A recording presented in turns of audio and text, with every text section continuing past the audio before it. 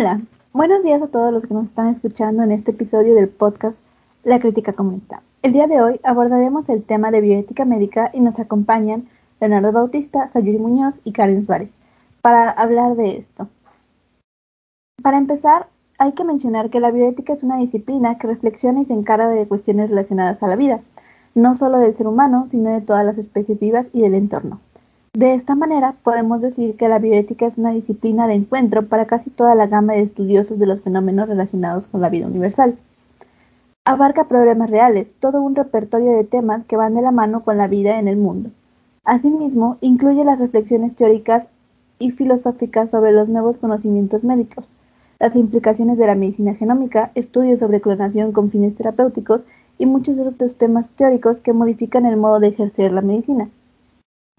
La bioética orienta el uso de la ciencia, la tecnología y la técnica por un camino definido para lograr una cultura de la vida que supere la racionalidad moderna en una posmodernidad racional y humanamente científica.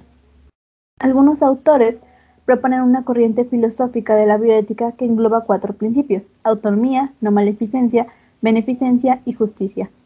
Estos principios están vinculados siempre y cuando no haya una contradicción, pero cuando éste existe, habrá que dar prioridad a uno u otro dependiendo de las circunstancias. A continuación, cedemos la palabra a nuestra invitada Karen Suárez, quien nos hablará un poco más acerca de algunos de estos principios. Hola, sí, Aranza. Primeramente, pues muchas gracias por dejarme ser parte de este proyecto. Es para mí un honor estar aquí con ustedes compartiendo temas tan importantes para las ciencias de la salud. Y bueno, pues apelando a mi moral, creo profundamente que la autonomía es uno de los pilares claves de la bioética médica, puesto que expresa la capacidad para darse normas o reglas a uno mismo sin la influencia de presiones externas o internas. Lo más importante de esta es que pues es de carácter imperativo, por lo que debe respetarse como norma, exceptuando algunas situaciones donde la persona presenta una autonomía disminuida, como por ejemplo sería en una persona pues en estado vegetal o con un daño cerebral.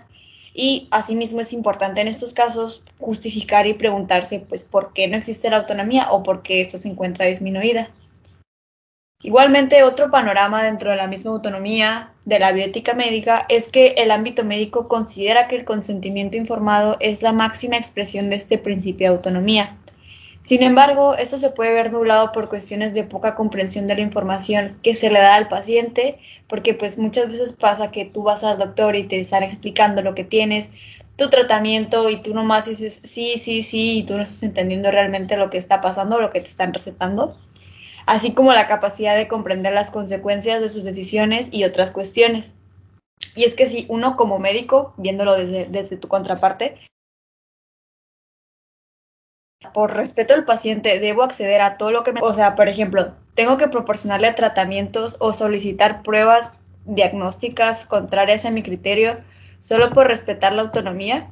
La respuesta, pues como a muchas de este tipo de preguntas, es depende, ya que pues existe un límite el cual considera distintos principios de la bioética para hacer la toma de estas decisiones. Es aquí donde llegamos a nuestro segundo pilar, que es la beneficencia o la primum non serce. Esta conlleva a la obligación de actuar en beneficio de otros, promoviendo pues los legítimos intereses y suprimiendo prejuicios. Como siempre, pues la medicina trata de promover el mejor interés del paciente, pero muchas veces no se tiene en cuenta la opinión de este, ya que pues se supone que el médico es quien fue 8.500 años a la escuela de medicina y posee una formación y conocimientos de los que el paciente pues carece por ser pues vaya paciente. Obviamente no aplica pues si eres doctor y vas a consultar a otro doctor, pero eso nunca pasa. Pero pues normalmente él es el quien sabe y por lo tanto él es quien decide lo más conveniente. No obstante, pues por supuesto que existen casos sumamente controversiales en torno a los pilares de la bioética médica. Un ejemplo muy claro y que tal vez sea de mayor entendimiento para todos nuestros oyentes es el caso de la película La decisión más difícil, que creo que la mayoría de los presentes han visto. Sí, claro, es una película sumamente conmovedora que presenta una perspectiva sutil con relación a los dilemas bioéticos sobre la enfermedad y la muerte. Sí, y para los oyentes que no hayan visto esta película, pues a grandes rasgos trata de una familia que al enterarse de que su hija pues tiene leucemia, por recomendación de un médico, tienen una hija genéticamente modificada con el fin de que sea una donadora universal pues para la niña enferma. Todo cambia cuando Kate, la niña enferma, convence a su hermana de emanciparse de sus padres para que deje de ser su donadora y así poder morir en paz. Y es que, pues, por supuesto que uno como padre siempre quiere lo mejor para sus hijos, pero en ningún momento de la película se detienen a pensar en ellos, en que si los niños también se pueden considerar personas autónomas. Apelando a mi opinión personal, los niños sí son conscientes de sí mismos y obviamente esa conciencia va creciendo junto con ellos. Me parece interesante el ejemplo tomado por la compañera. Va muy de la mano con los pilares que estamos mencionando. Pero sí, claro que los niños poseen un cierto grado de autonomía, pero para las cuestiones médicas se deben considerar ciertos puntos para determinar si el niño puede tomar sus propias decisiones. Ah, no, sí, por supuesto. De primera mano debe ser capaz pues de comunicar y formular la decisión que tome, ya que pues no, obviamente no puedes atender algo que no se te comunica. Y pues asimismo comprender la información que se le da, lo que está pasando, las consecuencias que pueda tener las decisiones que tome.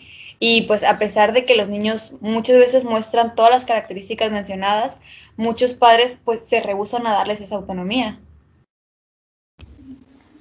Es muy cierto. En el caso de Kate, ella era consciente que si su hermana se emancipaba legalmente, ella podría dejar de recibir donaciones celulares de ella y muchas veces expresó su deseo de parar con el tratamiento, pero en ningún momento se le tomó en cuenta.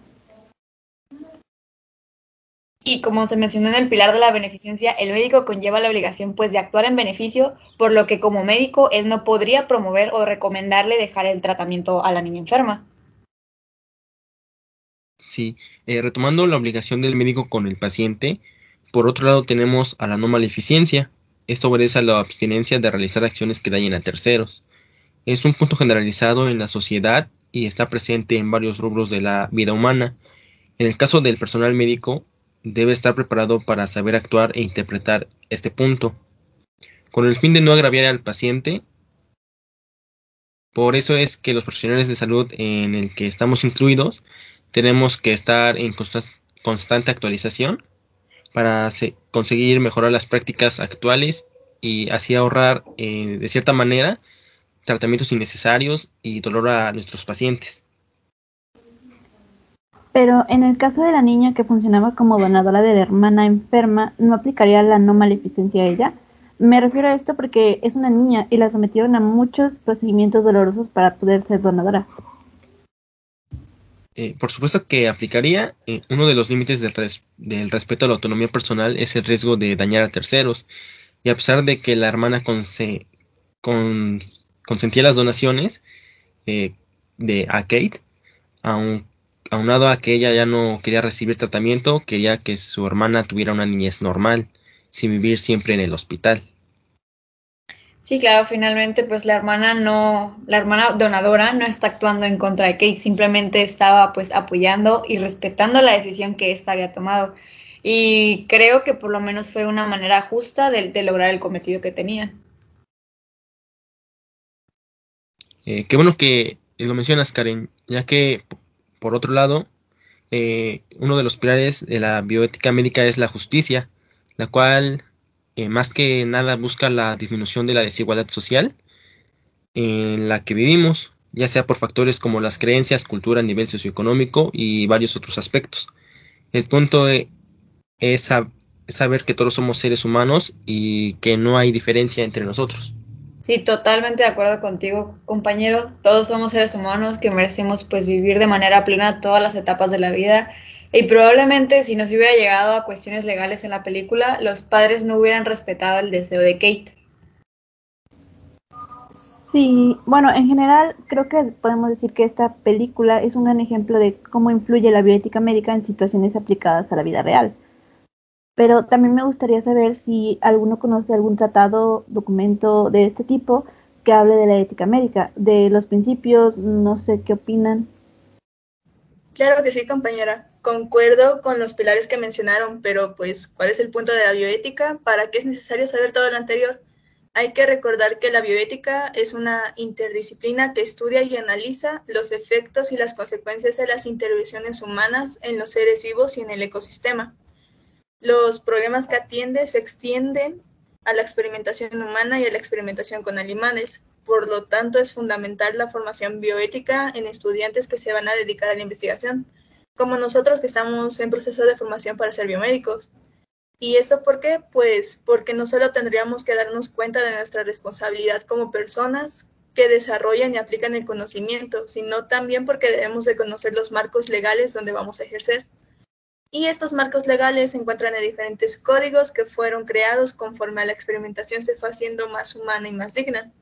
Nosotros como futuros biomédicos debemos de tener presente principalmente el Código de Nuremberg y la Declaración de Helsinki. El Código de Ética Médica de Nuremberg recoge una serie de principios que rigen la experimentación en seres humanos, donde habla precisamente de las condiciones que se necesitan para realizar experimentos en los mismos. Esto debido a que en la Segunda Guerra Mundial sucedió algo muy particular. Joseph Mengele dio sus servicios a Adolf Hitler y este realizó una gran variedad de experimentos en los campos de concentración. Una de sus principales investigaciones era con gemelos, la cual en uno de sus experimentos él mismo trató de hacer siameses, juntando algunos vasos de un gemelo con el otro. Y esto lo único que provocó fue una gran variedad de infecciones y la muerte de estos. También estaba muy aficionado con la raza superior, por lo que trató en algunas personas cambiar su color de ojos usando algunos químicos y pues provocó en muchas ocasiones ceguera. Igualmente trató de usar unos químicos muy potentes para cambiar el color de cabello, entre otros experimentos que fueron muy dolorosos para estos pacientes. Un año después del término de la Segunda Guerra Mundial, se formó en la ciudad de Nuremberg un tribunal internacional que tuvo como objetivo enjuiciar a todos los funcionarios y profesionistas nazis que cometieron crímenes en la guerra. Y en este juicio fueron encarcelados muchos médicos y personal de salud por participar en dichos experimentos que iban en contra de la dignidad humana. Como producto de este juicio, el 20 de agosto del 47 fue publicado el Código de Ética Médica de Nuremberg, y este tiene como mérito ser el primer documento en plantear explícitamente la obligación de solicitar el consentimiento informado, es decir, la autonomía del paciente. Sí, perdón que te interrumpa, pero pues creo que es muy importante recalcar que al ser el primer documento en plantear explícitamente la obligación de solicitar pues el consentimiento informado con el fin de garantizar la autonomía del paciente, marca pues precedentes muy importantes en el marco de la bioética. Y por supuesto que sí hubo un crecimiento notable en diversas áreas de la ciencia en ese periodo. Sin embargo, pues el costo pagado fue demasiado. El número de personas muertas o en condiciones deplorables de agonía y sufrimiento pues no justifica en absoluto ninguno de los avances científicos que se pretendían. Concuerdo contigo, compañera. Continuando con la relación a los juicios de Nuremberg, dicho código es de suma importancia para recordar y cuidar que los crímenes que hacían los nazis no se repitan. Al final, el Código de Nuremberg se convirtió en un estímulo para los profesionales de la salud y para la comunidad en general, esperando la creación de otros documentos ético-médicos como la Declaración de Ginebra en el 48 y el Código Internacional de Ética Médica en el 49, así como el juramento hipocrático. Es importante pues también mencionar que Hipócrates y su doctrina de filosofía médica han sido uno de los primeros pasos dados al presentar el juramento hipocrático, que establece principios básicos para el médico y los profesionales de la salud en general. En conclusión, nosotros como futuros investigadores biomédicos debemos de tener en claro lo que rigen estos códigos y declaraciones, recordándonos qué es lo que no debemos de hacer y para no ir perdiendo nuestra humanidad. Concuerdo con lo mencionado y bueno, como último punto de vista, la historia está para eso. El ser humano es una especie que siempre se encuentra en constante cambio, buscando adaptarse al medio para conservar nuestra especie. Hoy en día la experimentación científica ya está sumamente regulada y gran parte de todas estas regulaciones se debe a lo que hemos aprendido de nuestro pasado. Sí, claro. Bueno, observar los documentales que describen algunos de los horribles y crueles experimentos realizados te deja en un estado catatónico, muy sorprendido.